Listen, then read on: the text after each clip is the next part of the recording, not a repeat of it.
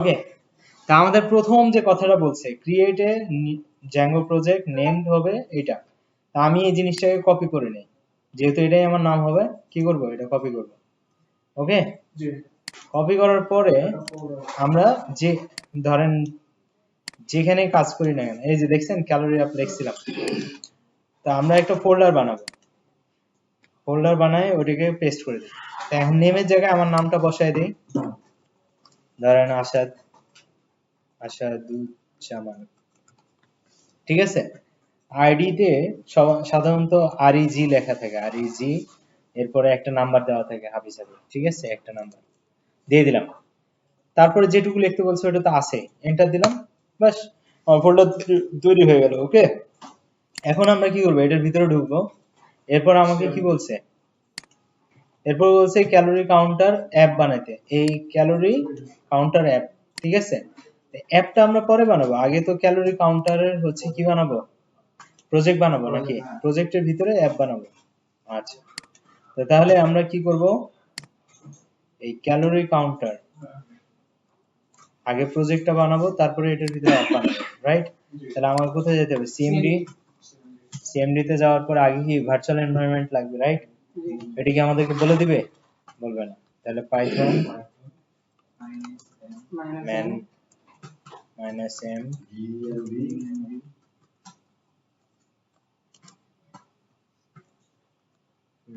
ভিএনভি, আগে virtual environment বানাবো না, তারপরে না ক্যালোরি অ্যাপের প্রজেক্ট।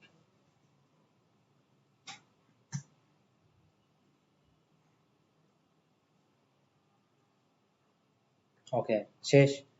তাহলে আমরা যদি একটু নিচে এটাকে নিয়ে যাই, তাহলে আমরা এখন কি করব, ভার্চুয়াল স্ক্রিপ্টস অ্যাক্টিভেট, এরপরে কি করব, পিপ ইনস্টল জ্যাঙ্গো। আপনারা জ্যাঙ্গো না ইনস্টল করে জ্যাঙ্গো প্রজেক্ট বানাবেন? আচ্ছা,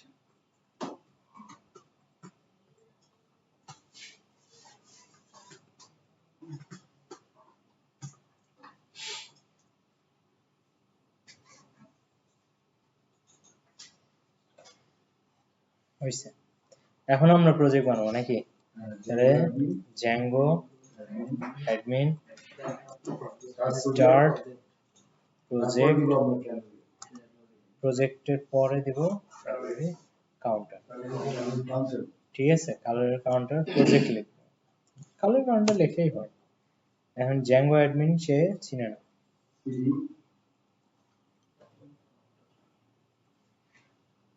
সে তো চিনেই না,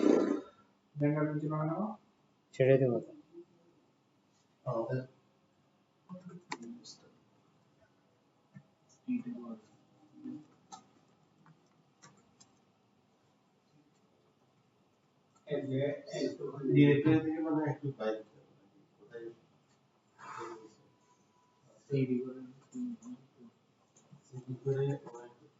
কোথাও বাইরে হইতে হবে না, সে কেন স্টার্ট প্রজেক্ট হবে।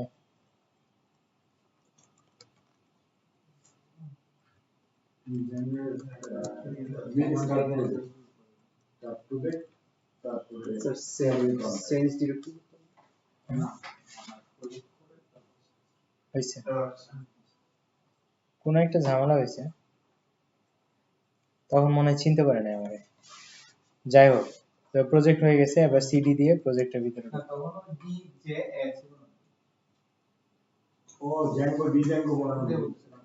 ও আচ্ছা, আগে এন আসছে। আচ্ছা যাই হোক, সিডি ক্যালোরি এখন চাইলে আমরা রান সার্ভার করতে পারি, আবার একটা অ্যাপও বানাইতে পারি, রাইট। আমাদের কি ক্যালোরি কাউন্টার কি অ্যাপ বানাইতে বলছে? আচ্ছা, তাহলে আমরা Python manage dot PY start app calorie counter app, অ্যাপটা একসাথে লিখবো, ঠিক আছে, অ্যাপ। তাহলে এই অ্যাপটা আলাদা থাকলো, ওকে, রান সার্ভার না কি আমরা ওইটাই দেব। একই ব্যাপার, আপনি রান সার্ভার দিলে এখন সার্ভার রান হবে, না হলে প্রজেক্ট তৈরি হবে, আগে পিছে এটা কোনো ব্যাপার না। ঠিক আছে, এখন জাস্ট খালি আমরা কি করব, রান সার্ভার দিয়ে দেখবো, অথবা কোড স্পেস ডট দিয়ে আমরা ওপেন করে দেখতে পারি আমাদের সব ঠিক আছে। ওকে, তাহলে আমার কি কোডগুলো ওপেন হলো। এখন দেখেন ক্যালোরি কাউন্টার, এই যে ক্যালোরি কাউন্টার হচ্ছে আমার মেইন প্রজেক্ট, ওই প্রজেক্টের ভিতরে আমার সেটিংস ডট পাই যেটাতে আছে ওটা হচ্ছে আমার প্রজেক্ট। ঠিক আছে, আর ক্যালোরি কাউন্টার অ্যাপটা হচ্ছে আমার অ্যাপ, বুঝতে পারছি? এই ফোল্ডার, এই ফোল্ডারের ভিতরে পুরোটা আছে।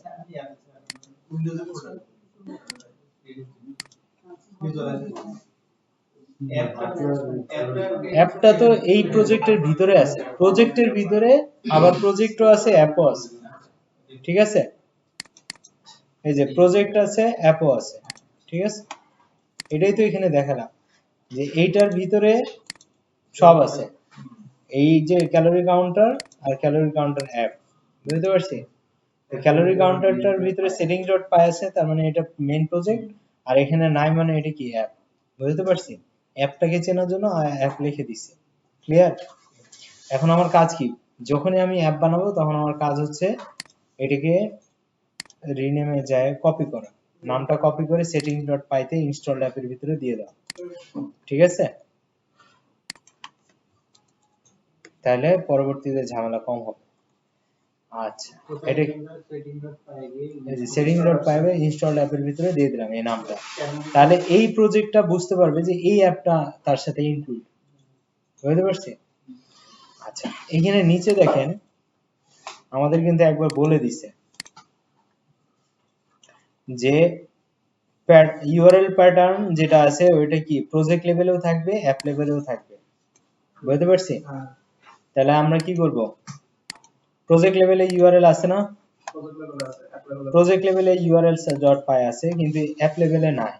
তাহলে আমরা কি করব, এটাকে এখান থেকে কপি করি,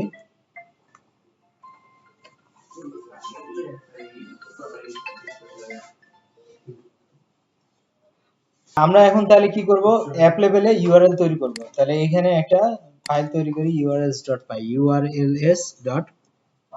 ঠিক আছে, এখন এইখানে কি করব, এই ইউআরএল থেকে কপি করে এনে বসাবো। Copy urls.py।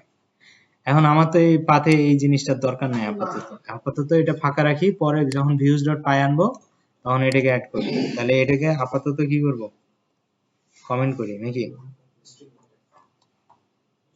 কমেন্ট করে রাখলাম। ওকে, আর একটা আইটেম তো লাগবে। আচ্ছা যাই হোক, এখন আমরা views.py থেকে একটা টেস্ট করে দেখি কাজ করতেছি কিনা। তাহলে আমরা def লিখলাম, হোম দিলাম, ঠিক আছে, ফার্স্ট ব্র্যাকেট দিলাম, রিকোয়েস্ট req দিলাম, কোলন দিলাম, রিটার্ন দিলাম। এখন যে রেন্ডার http রিকোয়েস্ট দিব এটা কার ভিতরে আছে, এখানে http রেসপন্স। ঠিক আছে, http রেসপন্স দিয়ে দেব, ফার্স্ট ব্র্যাকেট ডাবল কোটেশনের ভিতরে দিস ইজ হোম পেজ। ঠিক আছে, দিয়ে দিলাম। এখন আমরা কি করব, ইউআরএলস এ এই views.py এর যে হোমটা আছে এটাকে পরিচয় করাবো, যে হোম ফাংশনটা আমরা বানাইছি। ওকে, তাহলে এই হোম ফাংশনটাকে কপি করে এখানে নিয়ে আসি। কোথায় থেকে ইউআরএলস এ যে অ্যাড করব, কোথায় থেকে আসতেছে, views.py, আর তারা দুজন কোন ফোল্ডারের ভিতরে আছে, তো এটাকে আমরা বলবো ফ্রম কোথায় থেকে, এই ক্যালোরি কাউন্টারও লিখতে পারি, ক্যালোরি কাউন্টারটা লিখতে পারি ডট, আমি আবার শিখাচ্ছি, ডট কোথায় থেকে, views.py, রাইট? না, ভিউজ এর ভিতরে না, হ্যাঁ ভিআর, ও ক্যালোরি কাউন্টার অ্যাপ হবে, অ্যাপ, তাই তো বলি অ্যাপ। ঠিক আছে, ক্যালোরি কাউন্টার, হ্যাঁ অ্যাপ থেকে ভিউজ, এরকম করতেছে, বেদবি করতেছে সে। এই যে calorie counter app, calorie counter app dot কি ভিউজ, তারপরে আমরা ইম্পোর্ট, ঠিক আছে, ইম্পোর্টের পরে আমরা কাকে ইম্পোর্ট করতেছি, হোম কে, ঠিক আছে না, দিলাম হোম। আচ্ছা, এখন এই হোমটাকে আমরা কি করব, পাথের মাধ্যমে পাস করব, ঠিক আছে। তো যেহেতু ফার্স্ট পাথ, এজন্য আমরা পাথের ভিতরে কিছু লিখলাম না, ডাইরেক্ট হোম লিখে দিলাম। তাহলে কি হলো, মেইন যে আমার 8000 পোর্ট আছে না, ওখানেই রানটা করবে। ওকে, এটা এই যে এই পাথটা এইটাকে ইম্পোর্ট করছি, রাইট। সো ওটাকে না লিখলে আমার এই পাথটা কি হবে, কাহিনী করবে, ঠিক আছে। এখন আমরা কি করব, এই ইউআরএলটাকে এই ইউআরএল এ ম্যাপিং করব, রাইট।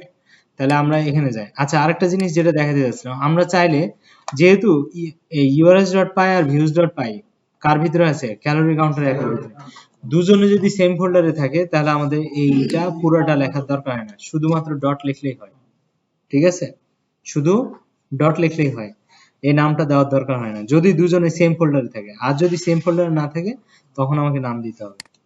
এখন আমরা এখানে কি করব, এই ইউআরএলসটাকে এখানে অ্যাড করব। তাহলে পাথের পাশে আমরা কি করতে হবে, ইনক্লুড, ঠিক আছে না।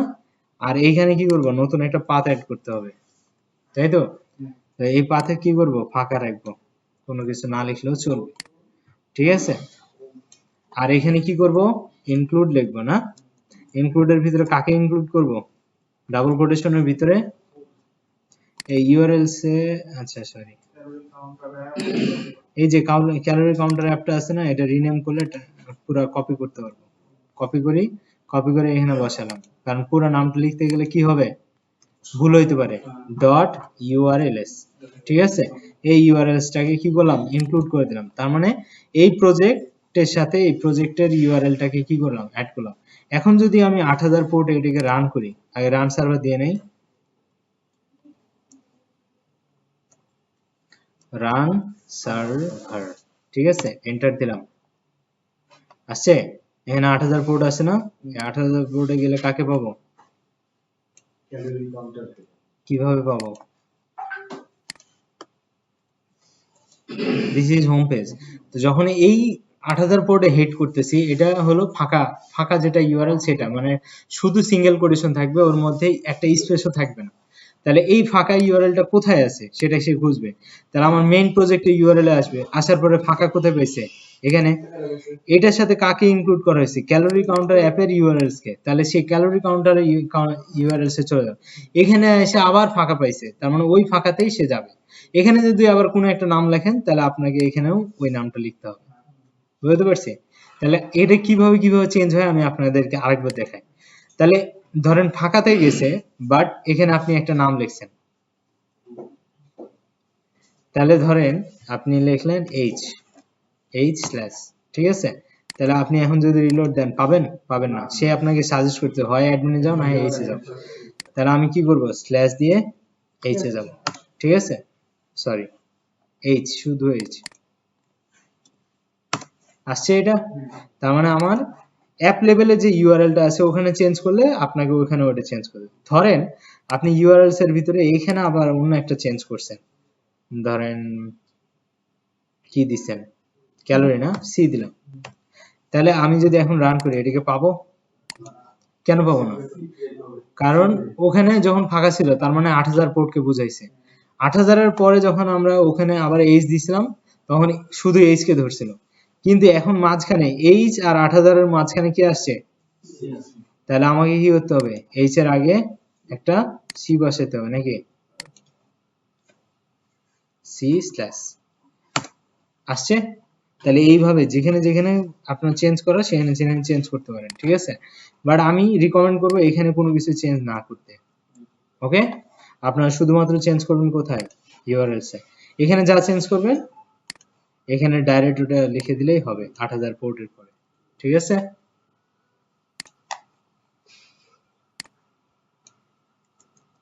আসছে, ক্লিয়ার, এতটুকু পারবেন তো। তাহলে আমরা এখানে চলে আসলো, দিস ইজ হোম পেজ। এখন আমরা কি চাই, এখানে এইচটিএমএল টেমপ্লেট দেখাতে চাই, রাইট। তাহলে এইচটিএমএল যদি দেখাতে চাই, তাহলে আমরা কি বলছিলাম, এই যে ক্যালোরি কাউন্টার যেটা একেবারে সবার বাইরে আছে, এটার ভিতরে আমরা একটা ফোল্ডার বানাতে চাইছিলাম, এটার ভিতরে ফোল্ডার বানাতে গেলে খবর আছে। তাহলে আমরা কি করব, আমাদের যে প্রজেক্ট আছে manage.py যেখানে আছে সেইখানে আমরা কি করব, একটা ফোল্ডার ক্রিয়েট করব টেমপ্লেট, শুধু টেমপ্লেট। ঠিক আছে, এটার ভিতরে আমরা ফাইল বানাবো। এখন যে টেমপ্লেটটা বানাইলাম, টেমপ্লেটটা কাকে বলতে হবে, সেটিংসে বলতে হবে না? দেখেন টেমপ্লেট আসছে, এই নামটা জাস্ট এখানে কি করব, রিনেমে যায় কপি করলাম, আর এখানে সিঙ্গেল বা ডাবল কোটেশন যেটাই দেন কি করব,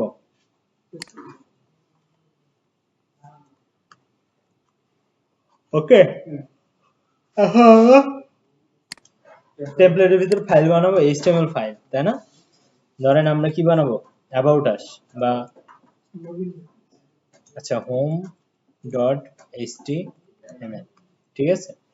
মানে যার সাথে যার লিংক আপ করবেন সেম টাইপের নাম দিলে আপনার জন্য সুবিধা হয় যে কার সাথে কাকে নিয়ে। তারপরে আমরা কি করতে চাই, এটা করতে চাই, একটা টাইপ বানালাম। আচ্ছা, আপনাদের তো বুটস্ট্র্যাপ করানো হয় না, CSS ও আগানো হয় না। কিছু দিয়ে লেখা আছে, অসুবিধা কি? আচ্ছা সবাই একটু ধারণা আছে। আচ্ছা, ধরেন আমরা চ্যাটজিপিটি থেকে একটা নিয়ে আসি, চ্যাটজিপিটি তো সবাই মারতে পারি নাকি, যেটা পারেন সেটাই শিখায়।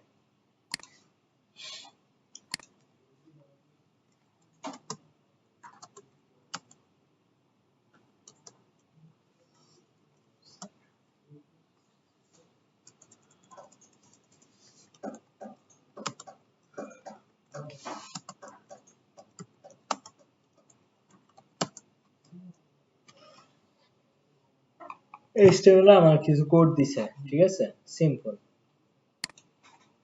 আমরা ওই সিম্পল কোডটা এখানে বসাবো, ওকে, বসালাম। তো এখন আমরা এটাকে কি করব, রেন্ডার করব না? কার মাধ্যমে, ভিউজ এর হোমে। এখানে তাহলে কি আর HTTP রেসপন্স হবে? তাহলে রেন্ডার হবে।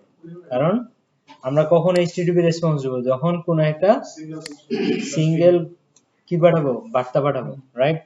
আর যখন আমরা কোনো একটা HTML টেমপ্লেট পাঠাবো তখন লিখবো রেন্ডার, আর এখানে যে রিকোয়েস্ট লেখা আছে, রিকোয়েস্ট কমা তারপর সিঙ্গেল কোটেশন বা ডাবল কোটেশনে HTML এর নামটা home.html, ওকে।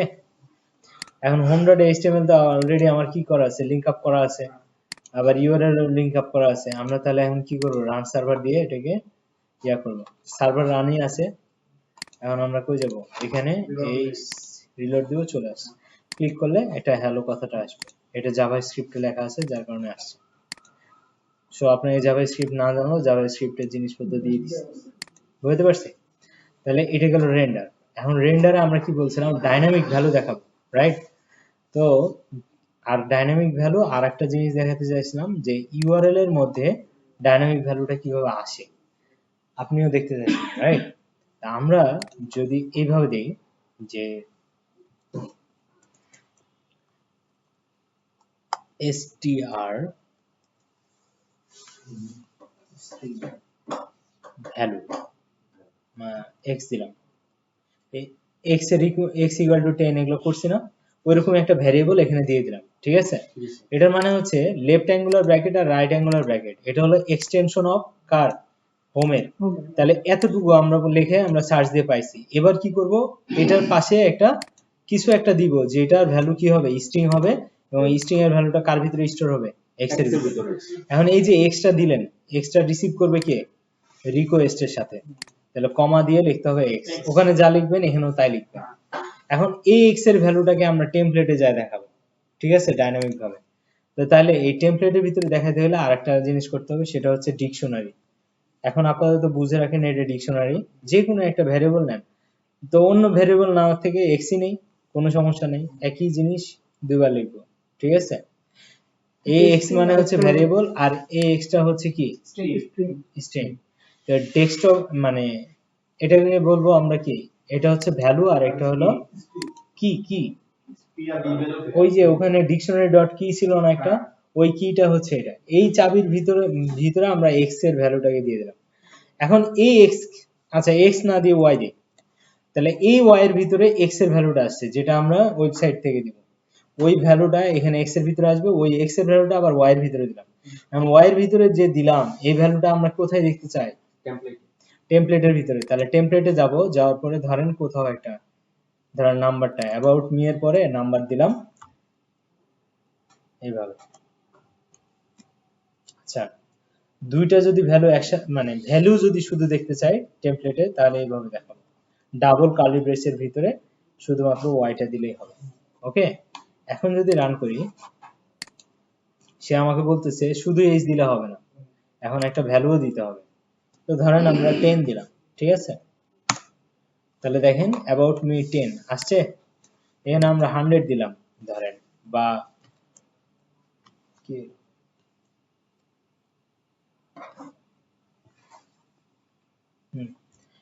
অথবা এরকম করলাম যে 1 2 3 4 5 6 7 8 9 0, এটা দিলাম, এন্টার দিলাম।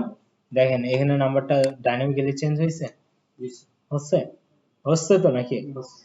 তাহলে এটাই হচ্ছে কি ভ্যারিয়েবলের ভ্যালু, এবং ডাইনামিক ভাবে আমরা এখান থেকে দিচ্ছি ইউআরএল এ।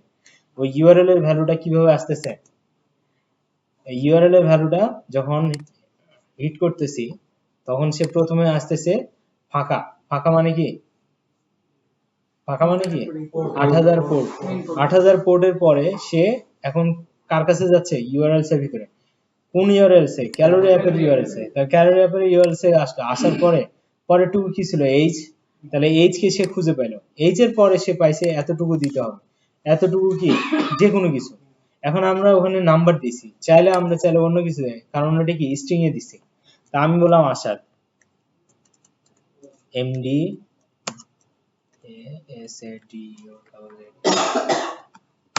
দেখেন তো আসছে, যেহেতু স্ট্রিং এ দেওয়া আছে এজন্য স্ট্রিং এর সব ভ্যালু নিচ্ছে। কিন্তু যদি আমরা এটাকে ইন্টিজারে কনভার্ট করে দেই, এখানে আইএনটি দিয়ে দেই, আইএনটি মানে কি ইন্টিজার, তাহলে আমরা যখন এখান থেকে ভ্যালু নিতে যাব তখন দেখেন শুধু আসার যখন দিছি তখন সে বলছে did not match any of this correct path লিখতে। তাহলে এখন যদি আমরা আবার নাম্বার দেই, শুধু সংখ্যা 10, এখন আসছে। আচ্ছা, আমরা চাই 10 আর 10 গুণ হয়ে কি করবে? স্কয়ার দেখাবে। তাহলে কি করব? HTML এর ভিতরে দিব, তার আগে এখান থেকে পাঠিয়ে দিই, ঠিক আছে? এই যে এখানেই তো আমরা করতে পারি x into x, পাঠিয়ে দিছি কার ভিতরে? y এর ভিতরে। এখন তাহলে আমরা যদি রিলোড দেই 100 আসছে, যদি 50 দেই তাহলে কত আসবে? বা ধরেন 30 দিলাম তাহলে কত আসবে? 900 আসছে। কমপ্লিট, বুঝছি ডাইনামিক ভ্যালু কিভাবে যায়। ক্লিয়ার? ওকে, হ্যাঁ হ্যাঁ অবশ্যই দেখতে তো হবেই। আমি করতেছি মানে যে হয়ে যাবে আপনার তা না, আপনাকে অনেকবার প্র্যাকটিস করতে হবে। তাহলে ডাইনামিক ভ্যালু বিষয়টা বুঝতে পারি, টেমপ্লেটে কিভাবে কার্লি ব্রেস দিয়ে দেখাই সেটা বুঝছি। হ্যাঁ ওকে, এখন আমরা দেখব এটাকে সুপার ইউজার বানাবো, রাইট? সুপার ইউজার বানাতে গেলে আমাকে কি করতে হবে আগে আপনাদেরকে দেখাই। আমাদের যে ডাটাবেসটা আছে এই ডাটাবেসটাতে কোনো কিছু দেখতে পাচ্ছেন? কিচ্ছু নাই, রাইট? তো এটা যদি দেখতে চান তাহলে আপনাকে কি করতে হবে? আপনাকে একটা এক্সটেনশন অ্যাড করতে হবে, সেটার নাম হচ্ছে কি SQLite ভিউয়ার। SQLite, এই যে SQLite ভিউয়ার, এটাকে ইনস্টল করতে হবে, রাইট? এই এক্সটেনশনটা দিলে ট্রাস্ট, এই এক্সটেনশনটা দিলে তাহলে আমার কাজ কি হবে? কি হবে বলেন তো? আমরা ফাইলে যাই, এই ডাটাবেসটা দেখেন, এখন একটু আরেক রকম দেখতে মনে হচ্ছে না? তা আগে হইলে দেখতে বুঝতে পারতেন না, ঠিক আছে? এখন এখানে রিলোড দিলে ডাটাবেস সবসময় আপডেটেড ডাটাবেসটা দেখায়, ঠিক আছে? তো এটা রিলোড দিচ্ছি কিন্তু কোনো কিছু নাই। কিন্তু পাইথন কি করে, আপনার লগ ইন সাইন আপ এগুলোর জন্য ডিফল্ট ভাবে টেবিল বানায় রাখছে, কিছু সেশনের টেবিল বানায় রাখছে। আমরা যে অ্যাডমিন প্যানেল ডাটাবেস, এইটার জন্য আলাদাভাবে সে একটা অ্যাডমিন প্যানেলও বানায় রাখছে। তো ওই সব যদি দেখতে চাই তাহলে আমাকে দুইটা কাজ করতে হবে। সেটা কি? আগে হচ্ছে আমাকে মাইগ্রেট করতে হবে। কি করতে হবে? মাইগ্রেট। কন্ট্রোল সি দিলাম, দিয়ে লিখলাম রান সার্ভার আছে না, জি রান সার্ভারটাকে শুধু কাটবো, কি করব, রান সার্ভারটুকু কাটবো, শুধু পাইথন manage.py একই থাকবে, হ্যাঁ জাস্ট খালি লিখবো কি মাইগ্রেট, MIGRATE, মাইগ্রেট লেখার সাথে সাথে কি হয় সেটা আমরা এইখান থেকে দেখব, ঠিক আছে। জি তো এটা তো রিলোড না হলে কাজ করে না, এই জন্য হচ্ছে সাথে সাথে দেখতেও পাবো না। এই যে দেখেন, আপনারা যদি একটু বড় করি তাহলে বুঝতে পারবেন। সে বলছে যে মাইগ্রেট করে কি কি বানাইছে, সে রিমুভ অটো অ্যাড, তারপরে হচ্ছে আফটার সেশন ইনিশিয়াল। আচ্ছা, এখান থেকে না দেখলেও আমরা অন্য জায়গা থেকে দেখি, রিলোড দেই, তাহলে দেখেন ওয়াথ গ্রুপ পারমিশন, তারপর হচ্ছে ওয়াথ পারমিশন, তারপর ইউজার, তারপরে user group permissions, admin log, content, migration, session, SQLite, sequence, সব দেওয়া আছে। জাস্ট মাইগ্রেট করলে এই টেবিলগুলো তৈরি হয়ে গেল। এই টেবিলগুলো আগে থেকে বানানো ছিল, জাস্ট মাইগ্রেটের কারণে ডাটাবেজে কনভার্ট হয়ে গেল। বুঝতে পারছি? হ্যাঁ, যদি আপনি নিজে বানাইতেন তাহলে আপনাকে আরেকটা স্টেপ বেশি করতে হতো, সেটা হলো মাইগ্রেশন, তারপরে মাইগ্রেট। মাইগ্রেশন কেন করবেন সেটাও দেখাবো, মাইগ্রেট কিভাবে করবেন সেটাও দেখাবো, ঠিক আছে। আপাতত যেহেতু আমরা এই টেবিলগুলো বানাই না, এগুলো কে বানাইছে, জ্যাঙ্গো নিজে, যার কারণে আমরা শুধু মাইগ্রেট লিখলে এটা চলে আসবে। এখন মাইগ্রেট লিখলাম কেন, কারণ আমরা এই যে ওয়াথ ইউজার যে টেবিলটা আছে, এই টেবিলটা ছাড়া তো সুপার ইউজার বানাতে পারবো না। কারণ সুপার ইউজার হলে কি হইতে হবে, কিছু লগইন ডাটা দিতে হবে, ওই ডাটাগুলো তো রাখতে হবে। ওই টেবিলটাই ছিল না, ছিল জাস্ট মাইগ্রেট করে আমরা টেবিলগুলোকে বানাই নিলাম, এগুলোকে বলা হয় ডিফল্ট টেবিল। কি বলা হয়, ডিফল্ট টেবিল। এই ডিফল্ট টেবিলের ভিতরে দেখেন কি কি আছে, আপাতত এটাকে ইয়া করি, আইডি আছে, পাসওয়ার্ড আছে, last name, super user, user, এই সব অনেক কিছু আছে। বুঝতে পারছি? এগুলো হলো এক একটা কলাম একটা টেবিলে, ডেটাগুলো হচ্ছে বাম থেকে ডান সাইডে থাকে। বুঝতে পারছি? ওকে।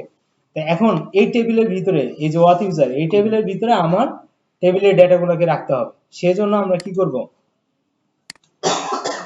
মাইগ্রেট তো করে ফেলছি, এখন সুপার ইউজার বানাবো। সুপার ইউজার বানানোর জন্য আমার কি করতে হবে, জাস্ট মাইগ্রেটটা কেটে দিয়ে আমরা বলবো ক্রিয়েট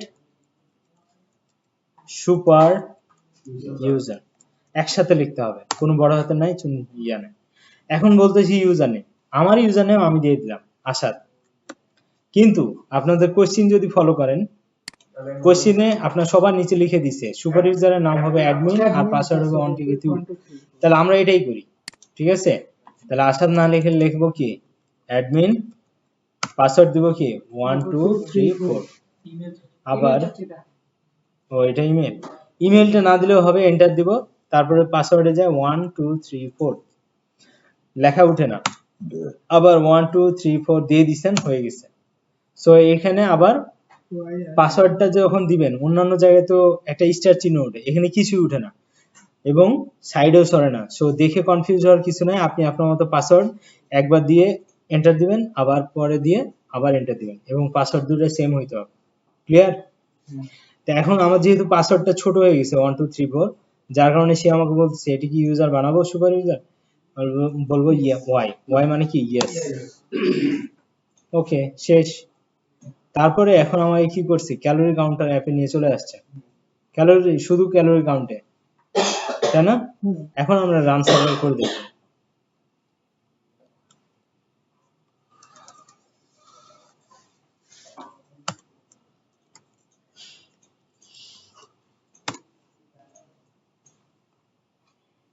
এখন যদি আমরা 18 পোর্টে যাই, সেম জিনিসটা পাচ্ছি না।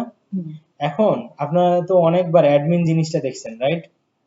এবার আমরা দেখাই, এটা দেখলাম, এটা লাস্টে জাস্ট স্ল্যাশ অ্যাডমিন দেব। কি দেব?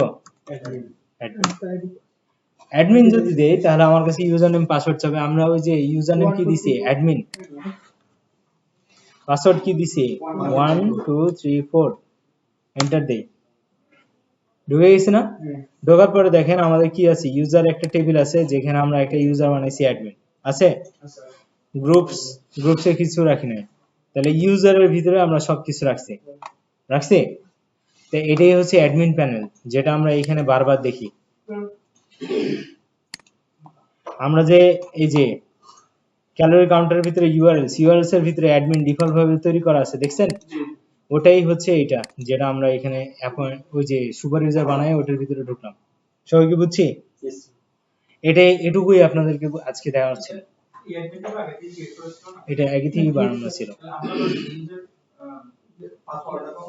আমরা এখান থেকে এইটা আগে থেকে বানানো আছে, বাট সুপার ইউজার যতক্ষণ না বানাচ্ছি ততক্ষণ তো ইউজার নেম আর পাসওয়ার্ড দিতে পারতেছি না, এটার ভিতরে ঢুকতে পারতেছি না। এই জন্য আগে কনসোলে কি করলাম, সুপার ইউজার বানালাম, ওটাতে ঢুকলাম। এরপরে আমি কি করব, এখান থেকে ম্যানেজ করতে পারবো যে কে ঢুকতে চায় কে ঢুকতে চায় না, কাকে অ্যাক্টিভ করবো কাকে অ্যাক্টিভ না, এই ধরনের কাজগুলো আমরা হ্যাঁ বিল্ডিং ছিল। যেহেতু বিল্ডিং ছিল এই জন্য ব্যাটারিকে বলা হয় ব্যাটারিজ। কি বলা হয়? ব্যাটারিজ, মানে যে কোনো জায়গায় ব্যাটারির মতো কাজ করতে পারে। ঠিক আছে, এতটুকু আপনারা আগে করেন।